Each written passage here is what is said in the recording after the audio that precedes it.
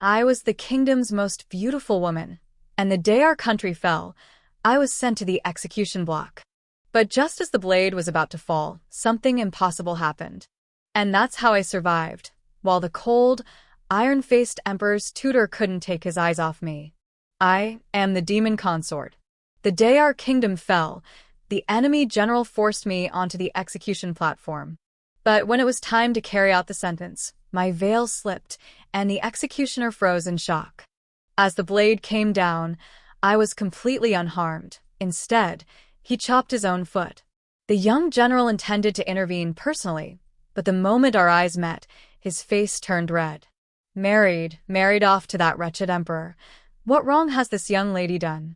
If you ask me, just punish her by forbidding her honey water for 2 days.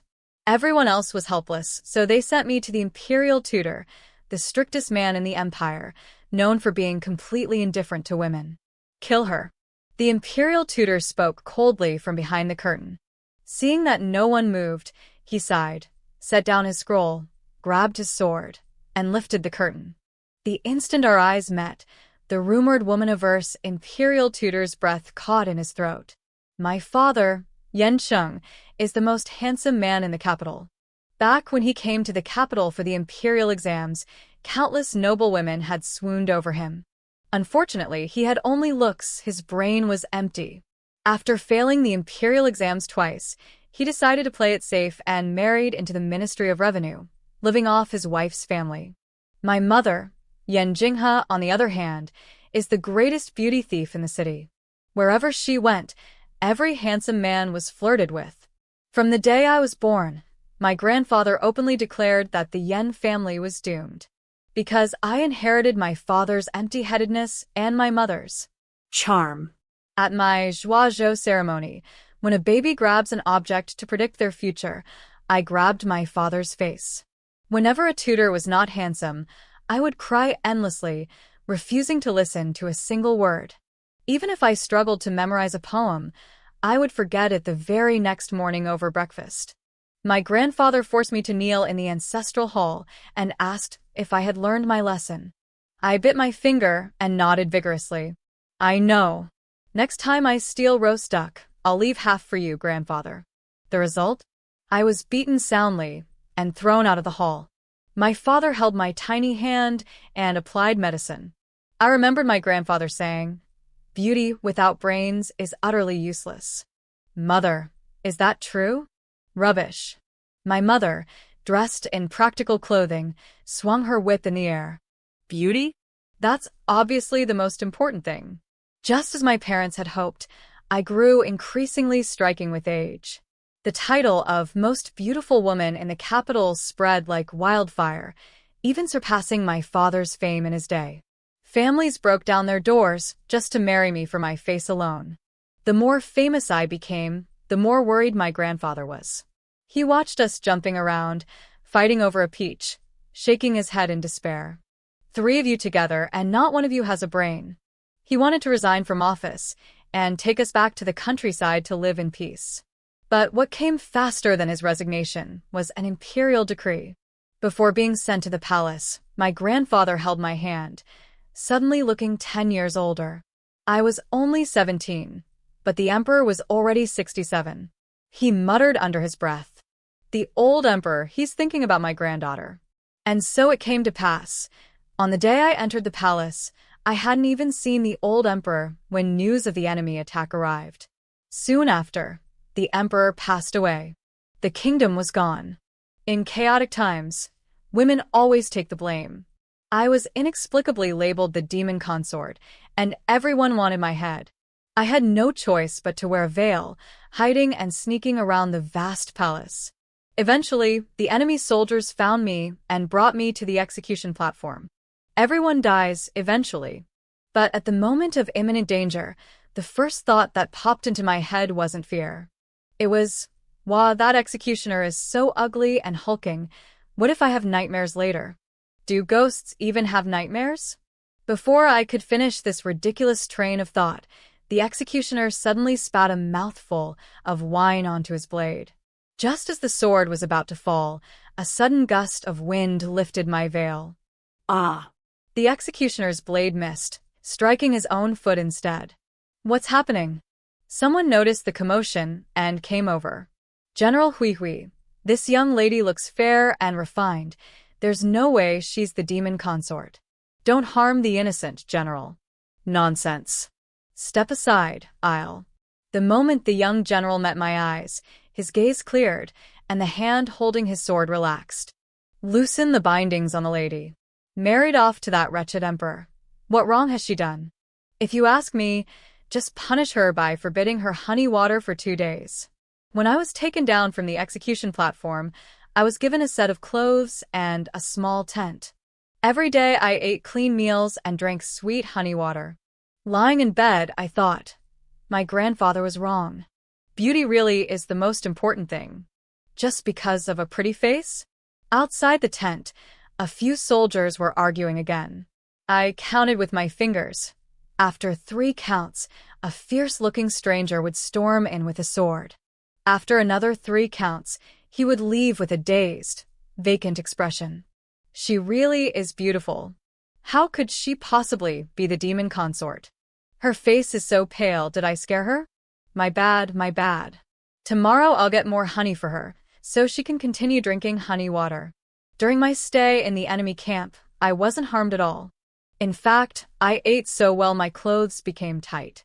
But that day, something felt different. The outside was eerily silent. I carefully lifted a corner of the tent and peeked out. Amidst countless armored soldiers, one figure in cyan stood out. The young general who had saved me that day bowed respectfully to him. Imperial tutor. That night, the meal was terrifyingly lavish, fit for a state banquet. I sat there trembling, barely daring to touch the chopsticks.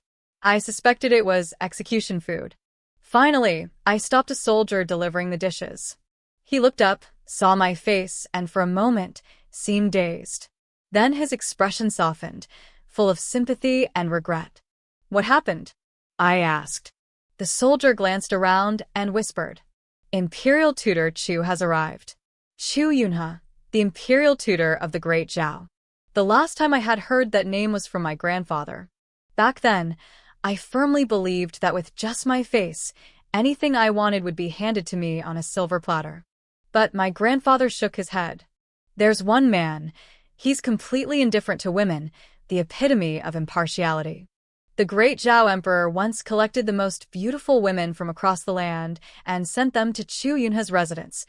Every single one was turned away, not a single one accepted. In front of such a man, your beauty is useless. With a mindset of, if I'm going to die, I might as well die full, I devoured 2 huge bowls that night. The next morning, I was woken by voices outside the tent. The demon consort cannot remain. Kill her.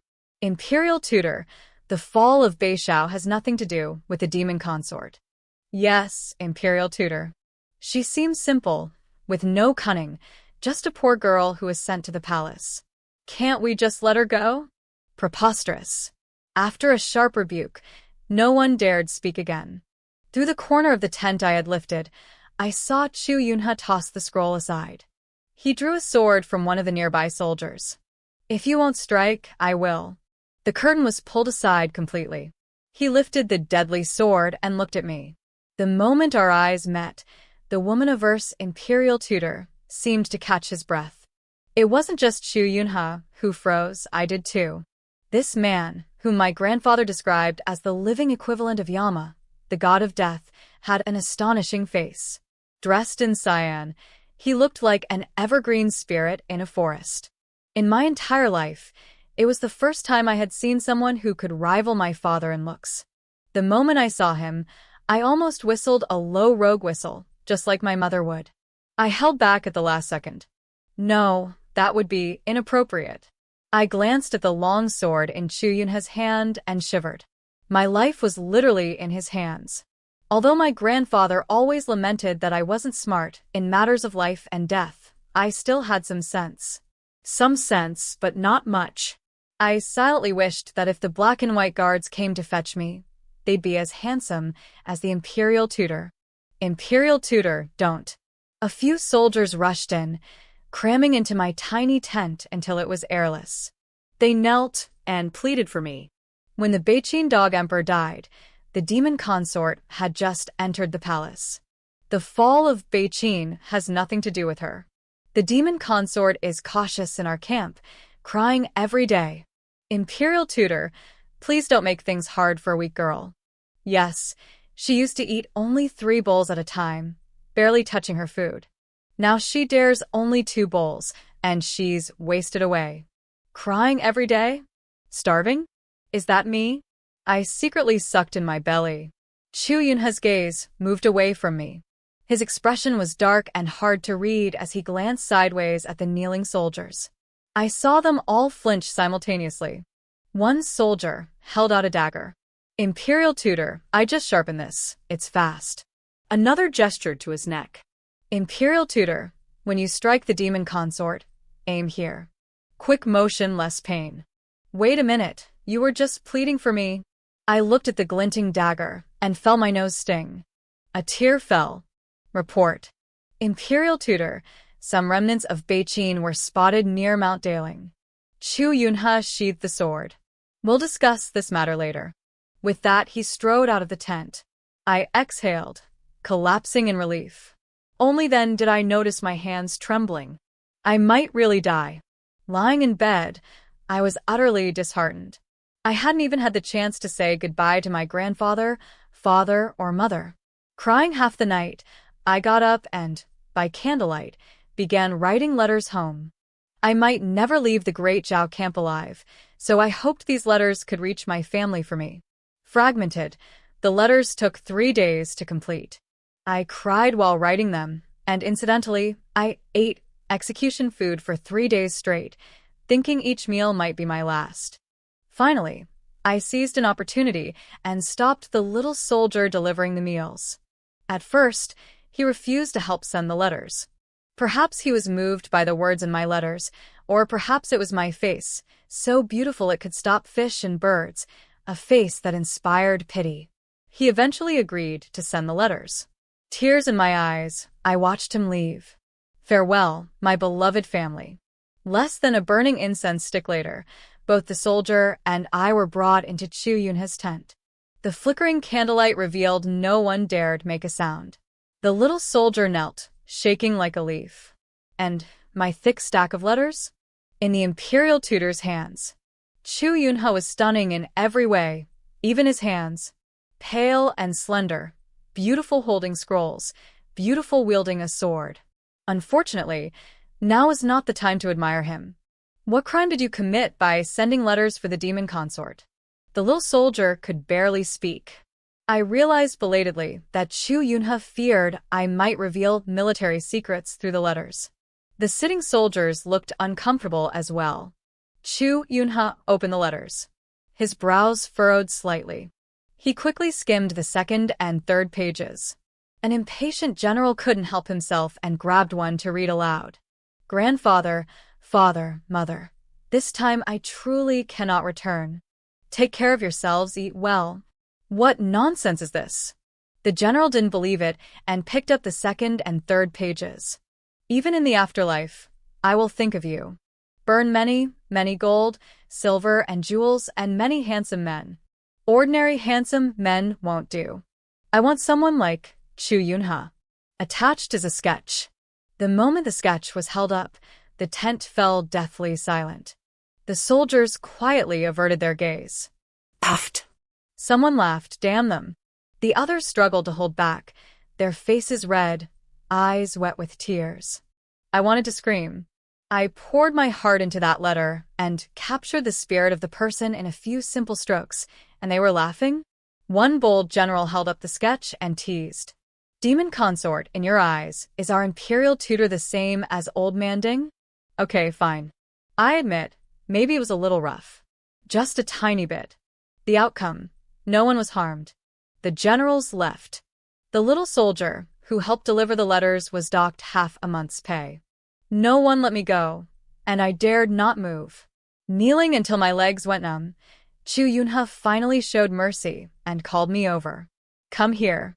On his desk were only scrolls and official reports. Beautiful person, beautiful handwriting. Truly, his writing matched his character. full of integrity. I hesitated as I approached, comparing my scrawled, wiggling letters, looking like centipedes crawling, against Chu Yunhe's neat calligraphy. The contrast nearly broke me. It must have been the ugly tutor before that made me refuse to practice writing. He picked up my letter. "What does this say?" "Read it aloud." "Grandfather, father, mother, this time I truly cannot return. Take care of yourselves, eat well. Even in the afterlife, I will think of you. Burn many, many gold, silver, and jewels, and many handsome men. Ordinary handsome men won't do. I want someone like Chu Yunhe." Attached is a sketch. I read it obediently, watching Chu Yunhe circle a few characters. "You don't know how to write these?" I tilted my head. "What's wrong with them?" It's hard to describe Chu Yunhe's expression then. He paused, wrote the correct characters beneath my mistakes, and handed the pen to me. "Write it again." "Seriously? I'm about to die, and I still have to practice writing?" My vision went black, but I carefully wrote it again. The character for he in Chu Yunhe's name was too difficult. I wrote it crookedly several times. Chu Yunhe patiently corrected me for a second round. Finally, after I struggled through it, he was satisfied.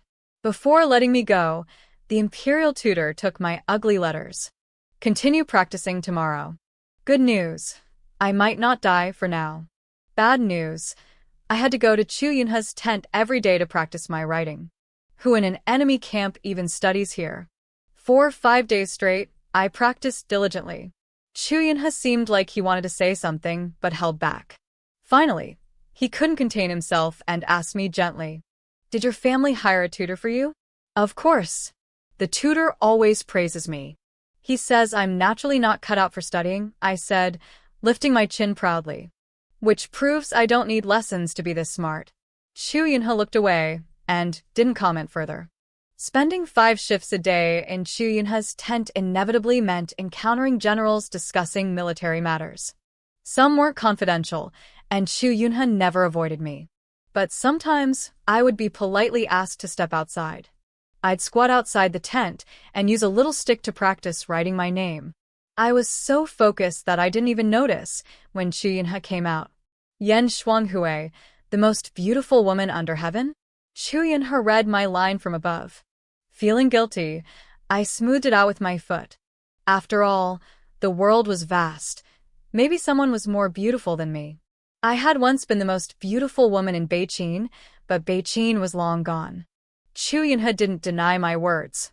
He merely said, "The character for Hui still isn't written well. Keep practicing." That day's practice lasted until dinner time. My dinner was brought to me. I had assumed that since Chu Yunhe was the highest-ranking person in this tent, he must have been enjoying a feast worthy of an emperor. I glanced up secretly and found only a bowl of cabbage and tofu soup and a small bowl of thin porridge. Perhaps noticing my look, Chu Yunhe lifted his eyes and said, "This is already decent fare for a camp." I heard that although Beijing had fallen, some remnants and local uprisings persisted. Chu Yunhe had been very busy recently, and I was asked to step outside more and more. The food gradually worsened. Honey water had completely disappeared. I leaned on the table, utterly dejected. I really wanted some sweet honey water. Life was so bitter already. It needed at least a little sweetness. A turning point came the day the envoy from Nanshu arrived. As usual, I was sent outside and secretly chatted with a little soldier. He blushed the moment he saw me. Thankfully, after so many encounters, he was getting used to it. "What's the Nanshu envoy here for?" The soldier didn't know. Scratching his head, he said, "My mother said there are lots of bears in the Nanshu mountains, and their honey is really sweet." That one sentence kept me awake all night. In my dreams, I was fighting bears for honey. But when I woke up, I could only drink plain porridge. After a whole day like that, I had no energy. I dragged myself into Chu Yunhe's tent. On my usual desk sat a small jar of honey. "The Nanshu envoy sent this. I don't like it, you can take it." Such good fortune. My eyes lit up. The imperial tutor had one flaw. He loved teaching and couldn't stand ugly handwriting, but otherwise, he had no shortcomings. I hugged the honey and tilted my head at Chu Yunhe. "Thank you, imperial tutor." He averted his gaze and murmured a soft acknowledgement. I thought perhaps it was my imagination, but his ears seemed slightly pink. I hugged the honey back to my own tent. For several days, Chu Yunhe didn't send anyone to summon me. I heard he was busy with military affairs. I enjoyed my freedom, eating and sleeping and eating, blissful, until the little soldier who had always delivered my meals fell ill, and a stranger came instead. "Miss Yan," he hesitated. "A few days ago, while I was out buying supplies, I heard news about your grandfather, Yan Shuanghui. Ever since you were brought into the Great Zhao camp, he has cried every day. Now he's gravely ill, with barely a breath left." I leapt up. My heart felt tightly clenched, making it hard to breathe. Though I often complained that my grandfather was strict, I knew he always meant well. My mother and father, in his eyes, weren't particularly clever. Even at his age, he still planned for us carefully. Before I was selected for the palace, my grandfather had already planned to retire and take the three of us far from all troubles. Now I couldn't leave the camp, so I had to find Chu Yunhe. But I was told he wasn't here. I panicked, pacing back and forth in the tent like an ant on a hot pan, before thinking of the little general who had saved me from the execution block. If he could help me once, he could help me again. Suppressing the turmoil and fear in my heart, I miraculously calmed down. Sitting before the bronze mirror, I tidied my messy hair, left a letter behind, and went straight to the little general. He refused at first without hesitation. "No way. "I can't let you go." I grabbed the edge of his coat, saying nothing. I simply looked at him with tear-filled eyes. The little general's heart softened. He didn't let me go, but, under cover of night, led me secretly out of the camp. "No matter if the news is true or false, you can only see your grandfather from afar. Once you've seen him, you must come back with me." I knew it was too coincidental. Chu Yunhe wasn't there, and the news struck at the one thing I feared most. When my tutor taught me, I would fall asleep listening to those classic poems, except for one piece, Chen Qing Biao. One line stayed in my memory. "I, a subject, have no grandmother.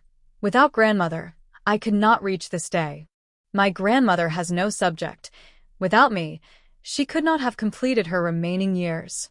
My grandfather was the most important person in my life. He never saw me as foolish. He worked tirelessly to pave the path ahead." The little general's horse stopped in front of a village. "Rest here for 2 shifts. We'll arrive soon." I wrapped myself tightly, holding back tears. "All right." No sooner had I said it than the ground shook. A small troop with torches surrounded us. The little general drew his long sword, shielding me behind him. Someone in cyan broke through the crowd and stopped before us. I lifted my eyes, and in the firelight, Chu Yunhe's gaze was icy cold. Just when you think our heroine's trials couldn't get any harsher, the camp grows colder, the stakes even higher, and secrets from the past begin to resurface. Let's see how she navigates this dangerous web of loyalty, fear, and unexpected kindness. No one dared beg for mercy. The little general was forced to kneel, receiving 50 lashes. I was locked in my own tent, shivering as I listened to the whistling cracks of the whip outside. Only then did I fully realize what my grandfather had warned. In front of Chu Yunhe, my beauty was useless. No matter how much I pleaded, Chu Yunhe would not relent. When the little general was dragged away, a dark red pool of blood remained on the ground, horrifying to see. My own treatment plummeted. There was no more honey water. Every day I had to make do with plain porridge and pickles, while being forced to copy texts. I had no news of my grandfather, and my own body was visibly wasting away. Sometimes, in dreams, I would see the courtyard of my childhood. I had climbed a peach tree stubbornly, fallen, and my grandfather had caught me, breaking his leg in the process. It had rained for days. Did his leg still hurt? Could my parents care for him properly? I couldn't eat, and I was visibly losing weight. Leaning against the table, I briefly contemplated banging my forehead for sympathy, a classic self-inflicted suffering trick. Then dinner came, and with it, a plate of braised pork. Bright in color, fragrant in aroma. I approached it slowly, suspecting poison. After finishing a few spoonfuls of porridge, my eyes locked on the meat. Whatever happens, I thought, I might as well die full. The first bite proved it was no ordinary braised pork. Even in the great Zhao army, there could still be such a chef? Tender, flavorful, rich, but not greasy. I ate half a bowl in one go. Fearing someone might take the bowl while I slept, I quietly hid the rest under the desk. Only when full did I regain the energy to think. The next day, dinner included plain porridge and a bowl of fish-flavored eggplant. Clearly from the same chef. I ate hungrily and couldn't resist asking the little soldier who delivered the food, "Is there a new cook in the camp?" His expression was complicated. He shook his head. This is all prepared by the imperial tutor himself. It seemed the great Zhao army was stretched thin. No one else could cook, and even the imperial tutor had to personally prepare meals. I still didn't know why he kept me in the camp, but if I wanted to see my grandfather, I had to get his approval. On the day my guard was relaxed, I painstakingly prepared a gift for Chu Yunhe and had someone deliver it. "What's this?" The general examined it and looked at me in confusion. 2 strands of hair longer than old Ding? I spun on my heel, furious. My painting was poor, my writing unpresentable, so I turned my attention to the kitchen. Cooking a few dishes of delicacies was easy for me. For 3 consecutive days, I sent meals to Chu Yunhe. I thought surely he'd be touched by now.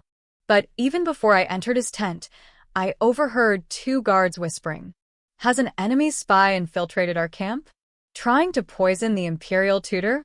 Yeah, for the past 3 days the tutor ate and vomited, sickened by the food. Once I find who dared put poison in his meal, I'll tear them apart. The trembling, enemy spies scurried back to their own tent. That same day, Chu Yunhe sent a letter to me. It was from my grandfather. I recognized his handwriting. He wrote that he was perfectly fine. The rumors of his illness were deliberately spread. He told me to stay quietly in the great Zhao camp and wait until the turmoil passed. Then he would come for me. I read that letter over and over, carefully placed it under my pillow, and planned to apologize to Chu Yunhe and promise never to run off again. Just as I reached the tent door, a feminine voice called out from inside. "Imperial tutor." I froze. The rumors had reached the great Zhao emperor. The imperial tutor, supposedly indifferent to women, had taken me, the demon consort, and spoiled me every night. Stories like the fiery demon consort, where did the imperial tutor go? And the pure-hearted imperial tutor and the charming demon consort spread through the streets. The emperor sent dozens of beauties, each supposedly resembling me in some way.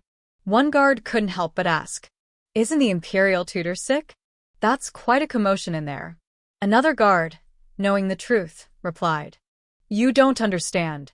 Facing dozens of beauties like that, even a cripple would stand up."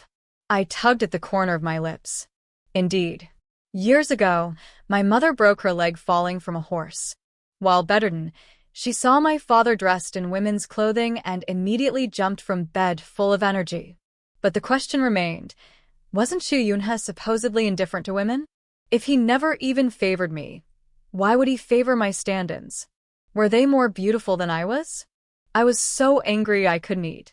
Early that morning, I changed 4 or 5 outfits, finished my makeup by noon, and entered the tent full of beauties.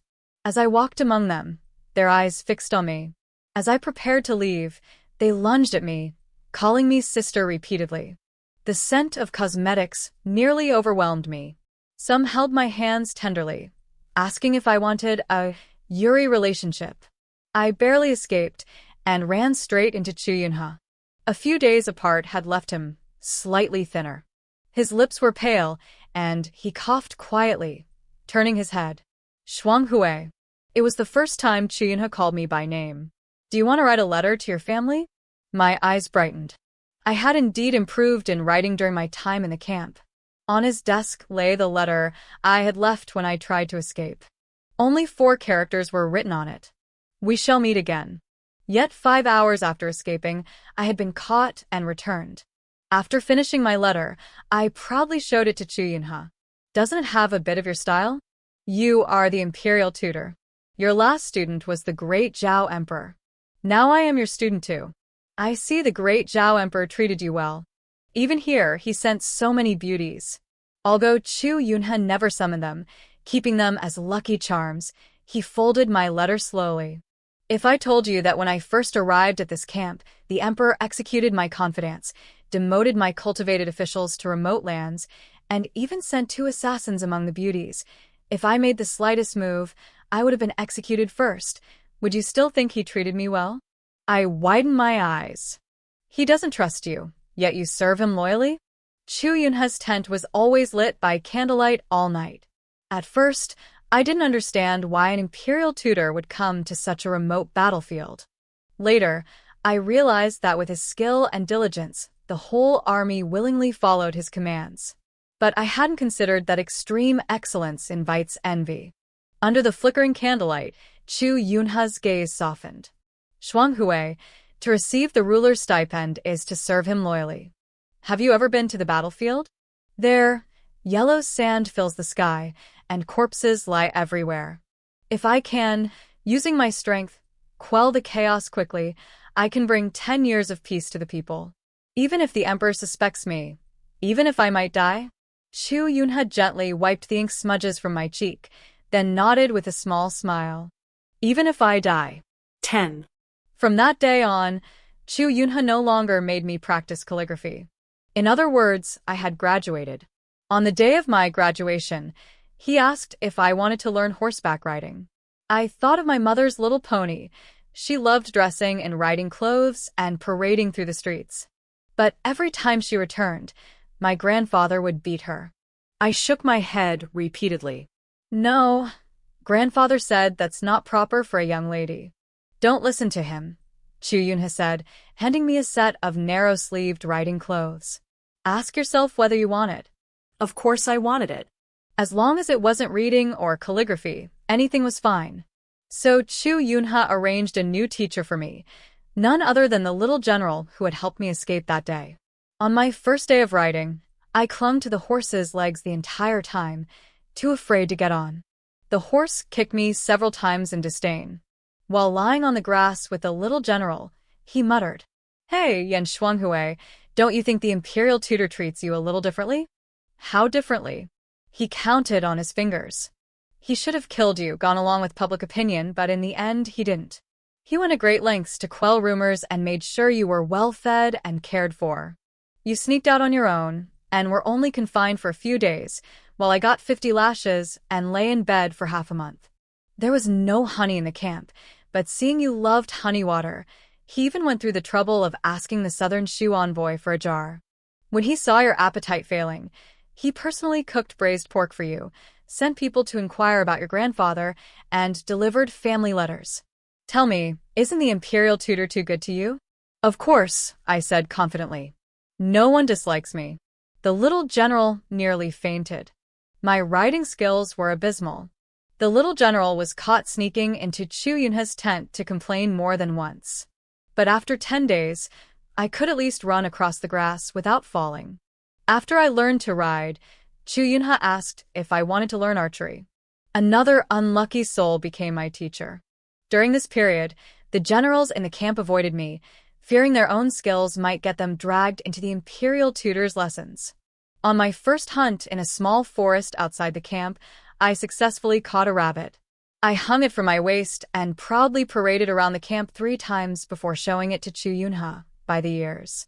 Hearing that the war was pressing, Chu Yunhe hadn't slept in days. Seeing me, he finally put down his scroll, drew a handkerchief, and wiped the fine sweat from my forehead. Our Shuanghui is getting stronger, he said. The instant he raised his hand, I caught a whiff of bamboo scent, refreshing and intoxicating. I had smelled it before, but today it was overwhelmingly enchanting. And my chest felt like something inside was about to leap out. The places his handkerchief had touched burned with heat. I froze, suddenly remembering the little general's words. Yan Shuanghui, don't you think the imperial tutor treats you differently? Only now did I realize. Chu Yunhe really was different with me. And I, too, was different toward him. 11. I've never been good at hiding things. Yet somehow I kept this a secret for many days. Every day I stared into the bronze mirror and noticed subtle changes when I thought of Chu Yunhe.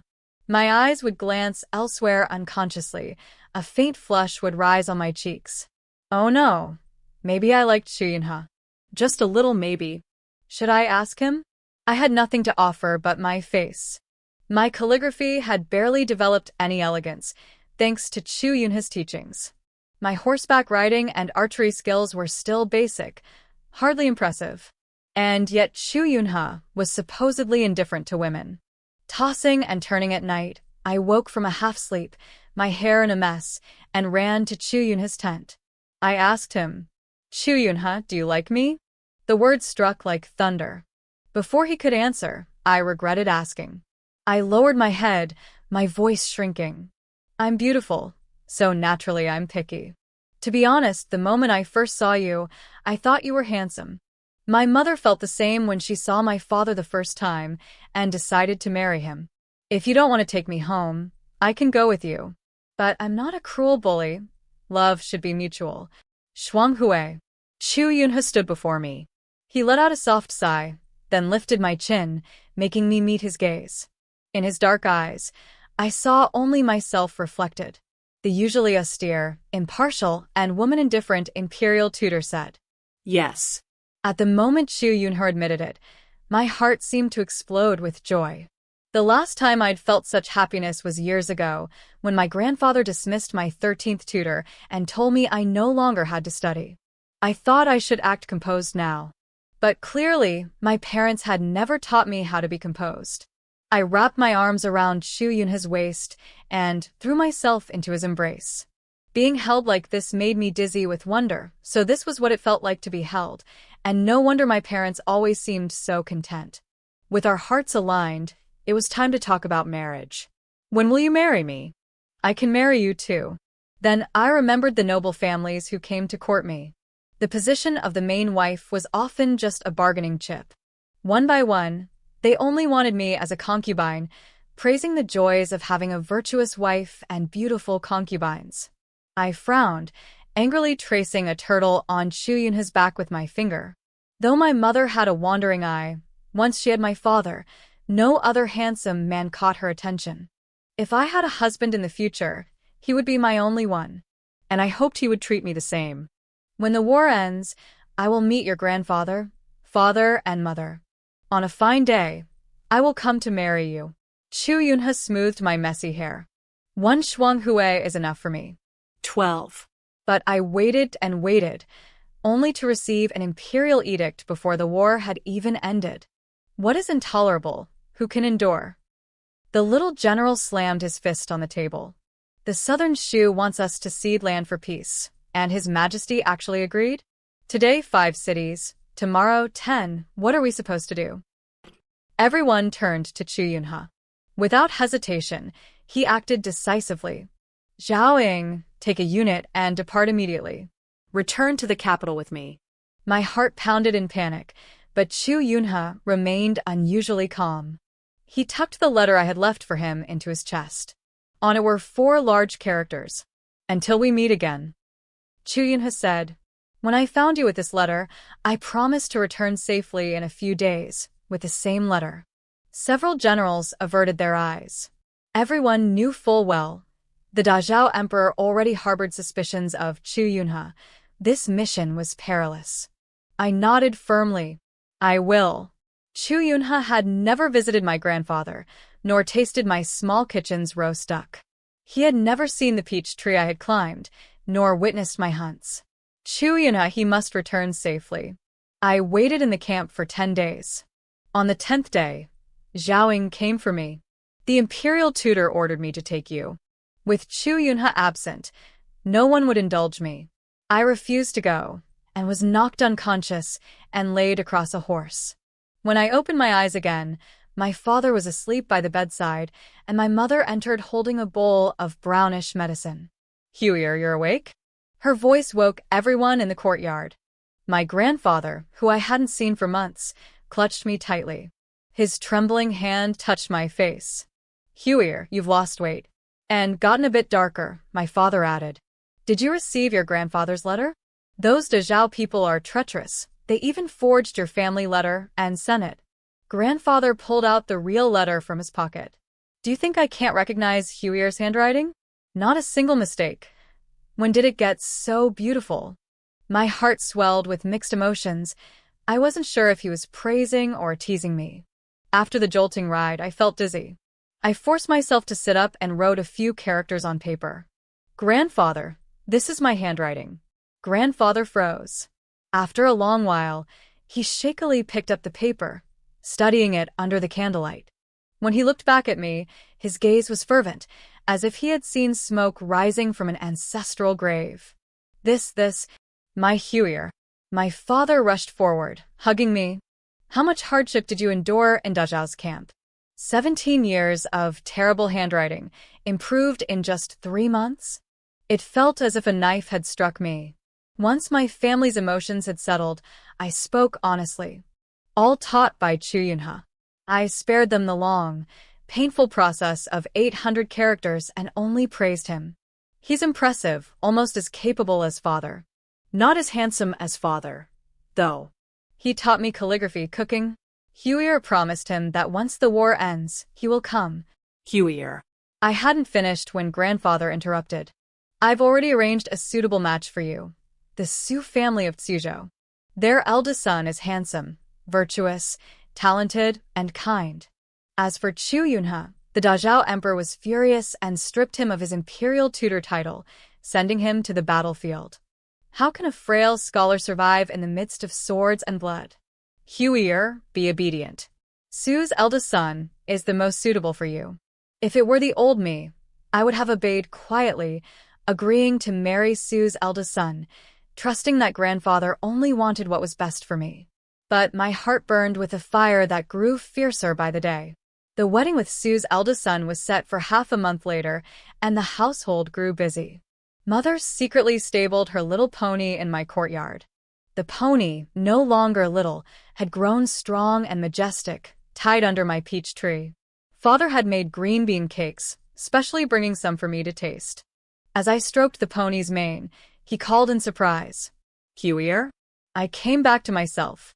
A thought rooted itself in my heart. I donned my mother's riding clothes, mounted her horse, carried the longbow Chu Yunhe had made me, and brought father's green bean cakes. As I stepped outside, grandfather was propped up by 2 servants, staring at me in disbelief. Grandfather, I will return safely. With that, I tugged the reins. Giddy up. I rode toward the distant battlefield. It took 3 days to reach the front. Along the way, I heard various reports from the front, some true, some false. Some said Chu Yunhe had achieved a great victory. Others claimed he had been trapped in the mountains for days. I gripped my longbow, targeting enemy after enemy. Finally, on the 7th day, I saw Chu Yunhe. He had changed out of his blue robe, now clad in silver armor. Among all the soldiers, he was still the most striking figure. General Chu, that's. Chu Yunhe seemed to sense me, turning his gaze in my direction. When our eyes met, he strode toward me. I jumped from my horse, right into his arms. His voice trembled slightly. Shuanghui? I hugged him tightly, all my emotions rushing at once. It's me. I repeated. Chu Yunhe, it's me. 13. This battle was a great victory, bringing decades of peace to the people of Dazhao. Sadly, the imperial tutor Chu Yunhe died on the battlefield, leaving no remains. The Dazhao emperor buried him with imperial tutor honors. Inside the coffin lay only a handful of battlefield soil. I brought Chu Yunhe home. Now he had no home, no family name, and was considered dead by the world. So, of course, he could not formally marry me. I reluctantly allowed him to be my husband. Grandfather found my parents too loud and Chu Yunhe too indulgent, and in the 2nd year of our marriage, they both sent us away. In the carriage, I lifted a corner of the curtain and enjoyed the scenery outside, savoring local delicacies in hand. Chu Yunhe scratched my palm. Where does my wife want to go? Well, let's go to Zhuzhou. I heard their glutinous rice dumplings are very good. No visits to Su's eldest son. He's already married with 2 kids. Why are you jealous? Stop. Fine, I admit defeat, husband. No more tickling me. I'll go eat dumplings. Once done, we'll head to Suizhou. The end.